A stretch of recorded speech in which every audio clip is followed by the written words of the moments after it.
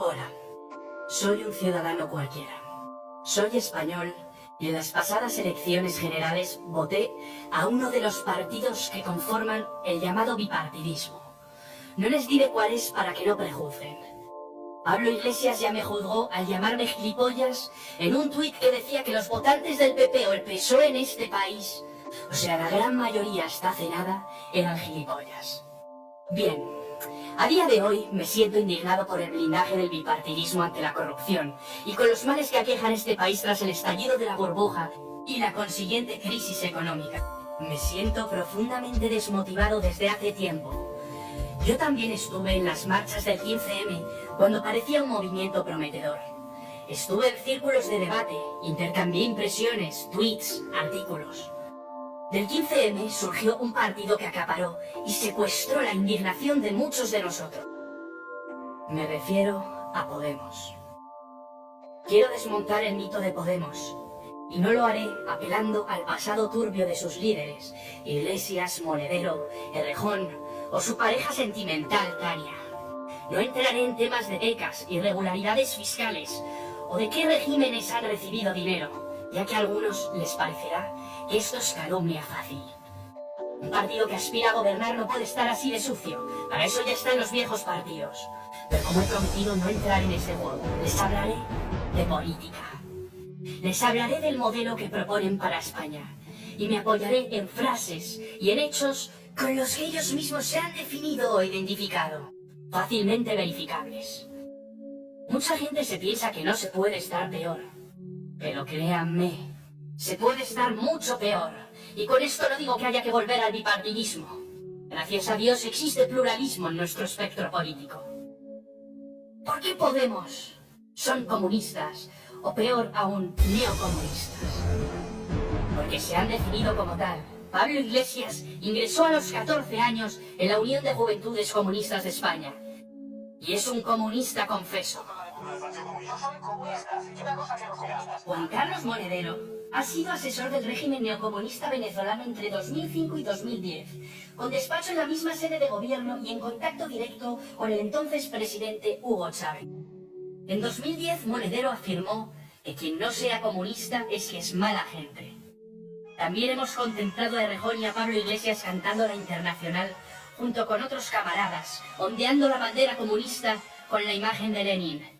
Esta marcha obrera la utilizó Lenin para convertirla en himno de la Unión Soviética. Y tiene gran presencia en regímenes comunistas como Cuba o Corea del Norte. A Pablo Iglesias le hemos visto alabar a líderes comunistas asesinos como Mao, Lenin, Stalin, Ho Chi Minh, Fidel Castro o Chávez. ¿Cómo funciona el comunismo en la práctica? Básicamente, el comunismo en la práctica lo que hace es repartir miseria. El comunismo parte de la premisa aparentemente feliz y solidaria del equitativo reparto de riqueza, un sistema obsoleto que siempre, y digo siempre, ha fracasado en la práctica. El ingenuo simpatizante del comunismo sigue pensando que va a recibir los bienes de los ricos en un sistema redistributivo de la riqueza. Y hasta ahora, la historia lo único que ha demostrado es que los ricos se van, lo expropiado se lo reparten entre los del gobierno y que lo único que reparten entre el pueblo es la miseria. En realidad es un sistema bastante injusto, ya que premia de igual manera al que se mata a trabajar que al que se relaja. A falta de incentivos para trabajar, el rendimiento general del país baja. El Producto Interior Bruto baja, y a través de un abusivo sistema fiscal confiscatorio, se arrebata a la ciudadanía su riqueza para repartírsela entre la gente próxima al poder, y en contraprestación al pueblo solo se le devuelven las migajas. ¿Cómo un sistema neocomunista que genera miseria puede persuadir y luego perpetuarse en una democracia? A través de lo que denominamos las tres fases neocom. La primera, la del engaño. Consiste en seducir a un electorado desanimado a base de feroces críticas al status quo y al sistema. Ese electorado pasa del desánimo a la indignación, y de la indignación a la esperanza con las falsas promesas. Así se conforma el Frente Popular. Segunda fase. Toma el control del poder. Una vez urdida la táctica del engaño, le sobreviene la segunda fase, unas elecciones democráticas con la consiguiente toma y control del poder. No olvidemos que los dictadores pueden ganar unas elecciones democráticas sin dar un golpe de Estado. Cuando se ha tomado el poder, le sigue la tercera fase, el afianzamiento en el poder. Para ello es necesario cambiar el sistema y abrir un proceso constituyente para poder perpetuarse en él. Un calco a lo que hicieron en su momento Fidel Castro, Chávez, Rafael Correa, Evo Morales. Una vez afincados en el poder, de forma paralela también es necesario un instrumento para cuando surjan voces críticas. Este instrumento es la represión.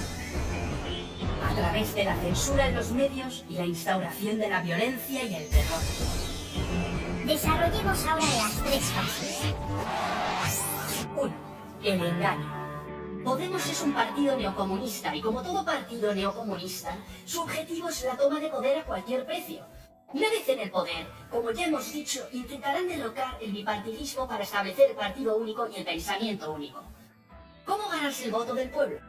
A base de recetas populistas y feroces críticas al status quo. Estas tácticas bien las conoce Monedero, antiguo asesor de Chávez y en parte culpable de lo ocurrido en Venezuela.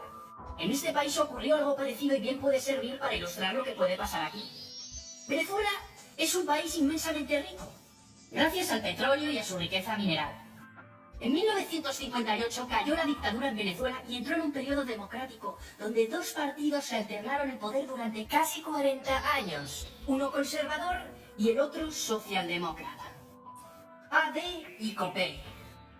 ¿Les suena, verdad? El bipartidismo cada vez se fue volviendo más corrupto y más insolidario con los problemas del pueblo. Entonces llegó la promesa, Chávez. Un venezolano con un mensaje que reivindicaba todo lo que los venezolanos sentían. Su aspecto era el de un venezolano cualquiera. Chávez le hablaba a la gente en un idioma que entendían. Les hablaba de su realidad cotidiana y los problemas que les aquejaban. Chávez elaboró una estrategia propagandística para la toma de poder. Culpaba, y con buena parte de razón, de los males del país a la cúpula, al bipartidismo. Incluso usaba expresiones como la casta y con las mismas connotaciones. Renegó del eje izquierda-derecha, del bipartidismo. Les avisó a los políticos y a sus lazos oligárquicos que el tiempo se les acababa. Cabe añadir que Lenin, Stalin o Mao también renegaron del eje izquierda-derecha por considerarlo burgués. Ellos siempre se identificaron con el clamor popular. La expresión de la cúpula o la casta se hizo muy popular en Venezuela, no solamente entre sus seguidores, sino que todo el mundo empezó a usarla. Los demás candidatos, los mismos partidos políticos, los periodistas. Mucha gente vio en Chávez a un mentiroso y se tranquilizaron pensando que era imposible que llegase a ganar unas elecciones democráticas. Se hizo popular la frase, Venezuela no es Cuba. Pues bien, Chávez ganó las elecciones en 1998. El resto ya lo conocen. Pensamiento único, represión, censura, terror, violencia, muerte, miseria. Un país desabastecido con cartillas de racionamiento, sin productos básicos, sin medicinas, con el líder del partido de la oposición en la cárcel. La corrupción en Venezuela está en los más altos puestos de los estándares internacionales. 2. La toma de poder. Si Podemos alcanza sus objetivos y conquista el poder derrocando al enemigo del bipartidismo, Podemos siempre tendrá nuevos enemigos con los que justificar su lucha y revolución permanente. Europa, Estados Unidos, la Troika. Con estos enemigos justificará siempre sus medidas y reformas, cuando éstas causen impopularidad. Pero ya se encargarán de darle la vuelta para volver estas medidas populares por medio de la propaganda. Podemos ha anunciado que quiere nacionalizar y controlar las grandes empresas, al igual que sucede en los países comunistas. Pablo Iglesias no descarta nacionalizar, expropiar o confiscar las empresas que el gobierno entienda que son claves para garantizar el bienestar de los ciudadanos. Él defiende que la propiedad privada tiene que estar subordinada al interés social. Pablo Iglesias llegó a afirmar que ser demócrata es expropiar, pese a quien le pese. Podemos pretende recuperar el control público en los sectores estratégicos de la economía: telecomunicaciones, energía, alimentación, transporte, sanitario, farmacéutico, educativo. Básicamente consiste en quitarle el control a estos sectores para dárselo al Estado. Eso sí, a costa del dinero de los ciudadanos. No. Necesitamos lo contrario. Detraer poder del Estado, de las administraciones, para devolvérselo a la ciudadanía. y tomar medidas para que los gobernantes no puedan sustraer dinero de las arcas del Estado y favorecer sus intereses y el de sus allegados.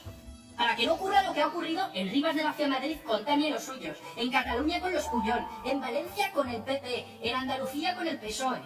¿De verdad que se cree que dándole más poder al Estado, más poder a Pablo Iglesias, él va a saber mejor que nadie cómo administrarlo?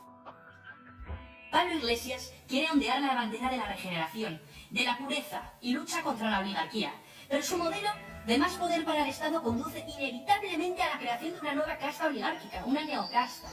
Algunos partidos como Podemos quieren poner a los suyos y hacer más gigante al Estado. No quieren eliminar a la casta, quieren sustituirla. Precisamente necesitamos lo contrario, minimizar la burocracia y que el Estado sea más pequeño. Podemos aboga por cambiar el derecho constitucional de propiedad privada y expropiar viviendas, tanto de bancos e inmobiliarias como de particulares, al tiempo que aboga por aplicar impuestos confiscatorios de forma arbitraria sobre todos aquellos inmuebles que el Estado considere infrautilizados. Por ejemplo, la segunda vivienda, como ese chalet de Torrevieja que muchas familias disfrutan en el periodo estival. Ese chalet lo podrán dar en alquiler social, cuando el banco malo, el Sareb, participado con capital público, tiene viviendas suficientes vacías para dar en alquiler social a miles de familias. Hemos oído de Podemos que pretenden incluso legalizar la ocupación o abrir las fronteras como la valla de Melilla y dar pleno derecho a los inmigrantes ilegales. Podemos, como partido neocomunista, quiere vivir a costa de exprimir dinero a los ciudadanos vía impuestos. Dicen que se los subirán de manera especial a los ricos, pero la fortuna de los ricos se irá del país. Proponen un saqueo fiscal por encima de las cotas que hemos vivido con el PP, que ha ahogado a las clases medias. Es la única solución para mantener un Estado hipertrofiado y en el que no pretenden un modelo de austeridad económica al Estado, o recorte del gasto, sino seguir aumentando la deuda y encima no pagarla. ¿De dónde sacarán el dinero si pretenden impagar la deuda? ¿Quién nos va a prestar dinero? ¿Quiénes serán nuestros acreedores? El caso será muy similar a lo que ha ocurrido en Grecia con el gobierno neocomunista de Syriza, el modelo europeo que nos quieren proponer. Necesitamos que nos llegue más dinero a los bolsillos y que no nos lo sustraiga el Estado como ocurre en Cuba. País comunista gobernado por Fidel Castro, el séptimo mandatario más rico del planeta, mientras los cubanos viven en la miseria. También los venezolanos viven en la miseria, mientras los ministros, empresarios y funcionarios públicos vinculados al régimen bolivariano de Venezuela, a los que se denominan boliburgueses, arrimados al gobierno, no ocultan su nivel de vida ostentosa, incluso hacen alarde de sus lujos y posesiones. 3. Afianzamiento en el poder. Para afianzarse en el poder, los partidos neocomunistas necesitan cambiar la Constitución. La Constitución española a los neocomunistas de Podemos no les gusta, pues habla de una soberanía nacional que reside en el pueblo, en el conjunto de los españoles. Defiende la propiedad privada, habla de la separación y limitación de poderes. Pablo Iglesias llegó a despreciar la Constitución española en una ricotaberna, diciendo que solo es un papelito, un candado. Para cambiar esa Constitución que desprecian, quieren disolver las Cortes y abrir un proceso constituyente, al igual que sucedió en Venezuela en 1999, en Bolivia en el 2007 o en Ecuador en el 2008. Entre otras cosas, para perpetuarse en el poder de manera indefinida, con el agravante de que Pablo Iglesias, como buen antisistema, odia la monarquía, el himno, la bandera, la historia de España, los toros, las fiestas de tradición católica como la Navidad, la Semana Santa. ¿Se imaginan cómo podría quedar la Constitución con un proceso constituyente? Pues bien, Juan Carlos Monedero, número 3 de Podemos, tesorero del partido, ha sido designado como secretario del proceso constituyente. El instrumento con el que los partidos neocomunistas acallan a los insurgentes o las voces críticas es la represión. Podemos es un partido neocomunista y los partidos neocomunistas, cuando gobiernan, intentan reprimir a todo aquel que no piensa como ellos y coartar su libertad de expresión.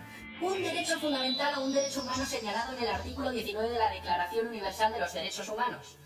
En cuanto a los medios de comunicación, Pablo Iglesias está en contra de que existan medios privados. Está a favor de que solo existan medios públicos financiados por la ciudadanía, como instrumento de propaganda del régimen. A Pablo Iglesias le hemos oído decir en un hábil giro retórico: que existan medios privados ataca a la libertad de expresión. Pretende nacionalizar los medios, que estén controlados por el gobierno. Los medios de comunicación tienen que tener control público. Al ser preguntado sobre la Ley Orgánica de Comunicación de Ecuador aprobada por el gobierno de Rafael Correa, tachada desde muchos sectores como ley mordaza, Y sobre si él sería partidario de una regulación de la comunicación desde el poder público, Iglesias afirmó contundente: absolutamente. La ley Mordaza de Ecuador crea organismos de fiscalización y control a los medios con el objetivo de blindar a su gobierno de la crítica y la rendición de cuentas, mientras le da la espalda a los ciudadanos. Son ya muchos periódicos, webs, blogs, los que han tenido que cerrar por ser críticos con su gobierno. Correa hace constantemente alarde de músculo, rompiendo él mismo periódicos en público. En Venezuela, país neocomunista, sucede algo parecido. La gente no puede comprar productos básicos. El desabastecimiento de productos básicos es tan brutal que los venezolanos se pasan horas para conseguir harina, pañales, leche o papel higiénico. Con tal de que no se produzca una alarma social, los niveles de represión han llegado al punto de que quien tome una foto de una estantería vacía en un supermercado o filme o saque fotos de las colas del pueblo en los supermercados está cometiendo un delito tipificado y penado. No se puede hacer porque, según el gobierno, eso desata el pánico consumista.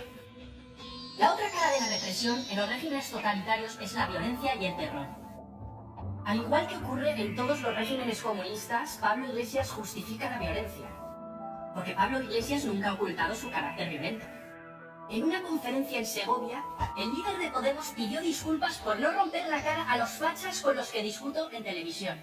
Además, en un gesto lleno de odio, animó a los asistentes a irse de cacería a Segovia para aplicar la justicia proletaria, que es lo que se merecen unos cuantos.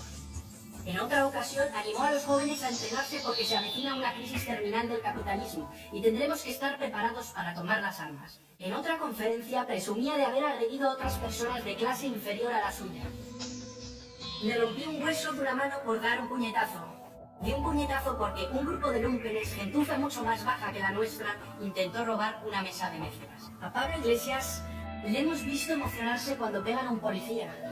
Lo hemos visto abrazado a Pablo Hasél, rapero comunista condenado a 2 años de prisión por enaltecimiento del terrorismo, en cuyas letras podemos encontrar frases como sueño con Kalashnikovs, muerte a los Borbones, yo fusilaría a Zapatero en las ventas o merece una bomba Televisión Española. A Pablo Iglesias le hemos visto deshacerse en elogios a Mayur y a ETA, a Monedero justificar el terrorismo. En un programa de La Tuerca, Pablo Iglesias defendió que el derecho a portar armas es una de las bases de la democracia. En Venezuela, ese régimen que tanto gusta a Pablo Iglesias, los jóvenes que piden justicia, seguridad de alimentos, nada más que lo esencial e imprescindible, son callados con balas y golpes. Se les considera terroristas por hacer fotos de las marchas, se les encarcela y se les maltrata. Estos jóvenes luchan por la libertad, no es una cuestión política, no importa la ideología. Luchan porque se les escuche, mientras las televisiones y los periódicos callan. En las protestas en contra del gobierno de febrero de 2014 en Caracas, se cifraron numerosas muertes de manifestantes por parte de la policía. El líder del partido de la oposición, Leopoldo López, tras las manifestaciones está en la cárcel, cuando la Fiscalía General de la República emitió una orden de arresto en su contra, acusándolo sin pruebas de terrorismo, homicidio e incendio de edificios públicos. Maduro ha reforzado las precauciones recientemente, permitiendo el uso de armas de fuego por parte de la policía para reprimir a los manifestantes. Venezuela es el segundo país más inseguro del planeta, con unos 25.000 asesinatos al año, según la ONG Observatorio de la Violencia de Venezuela. No se pueden publicar imágenes de los cadáveres que se apilan cada día, sobre todo los fines de semana, en las instalaciones forenses. También es delito. Terminaré hablándoles del libro negro del comunismo. Crímenes, terror y represión. El libro negro del comunismo es un libro escrito por profesores universitarios y experimentados investigadores europeos, en el que se realiza una estimación de las muertes que ha producido el comunismo, que se acerca a la cifra de 100 millones. Casi 10 veces más muertes que las que produjo otro régimen extremo execrable, el nacionalsocialismo. Decía Edmund Burke que para que el mal triunfe basta con que la gente buena no haga nada. Quiero hacer una llamada a la esperanza. Hay opciones democráticas que pueden devolver a este país la regeneración democrática que nos merecemos. Hemos de dejar el odio y la venganza de lado. No debemos empeñarnos en destruir lo bueno, sino en construir una España mejor entre todos.